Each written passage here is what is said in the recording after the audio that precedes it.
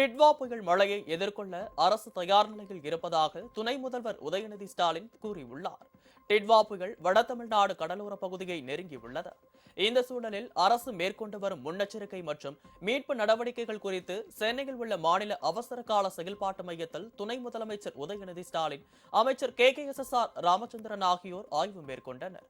பின்னர் செய்தியாளர்களிடம் பேசிய துணை முதலமைச்சர், கனமழையால் 20,000 ஹெக்டேர் நிலப்பரப்பில் வேளாண் பயிர்கள் நீரில் மூழ்கியுள்ளதாக குறிப்பிட்டார்.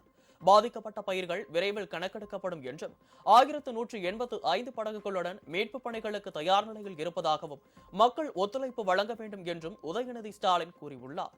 மீட்பு பணிகளுக்காக 1185 படகுகள் தயார் நிலையில் வைக்கப்பட்டுள்ளன. உயிரிழப்புகளை தவிர்க்க வேண்டும் என்று நம்முடைய அரசு முழு வீச்சில் செயல்பட்டு கொண்டிருக்கிறது. தற்போது வரை பெய்த கனமழையால சுமார் 20,000 ஹெக்டேர் பயிர்கள் நீரில் மூழ்கியிருக்கின்றது. இது தொடர்பான கணக்கெடுப்பு வெள்ளம் வடிந்ததும் நடத்தப்படும். கனமழையின் காரணமாக அதிக மழையை எதிர்கொண்ட மாவட்டங்களில் 26 நிவாரண முகாம்கள் அமைக்கப்பட்டுள்ளன. அவற்றில் இப்பொழுது வரைக்கும் 1836 நபர்கள் தங்க வைக்கப்பட்டிருக்கிறாங்க. இந்த கனமழை சூழலை தொடர்ந்து கண்காணித்து வருகின்றோம். அரசு எடுக்கின்ற அனைத்து நடவடிக்கைகளுக்கும் பொதுமக்கள் தயவு செய்து முழு ஒத்துழைப்பு வழங்க வேண்டும் என்று இந்த நேரத்தில் நாங்கள் கேட்டுக்கொள்கின்றோம்.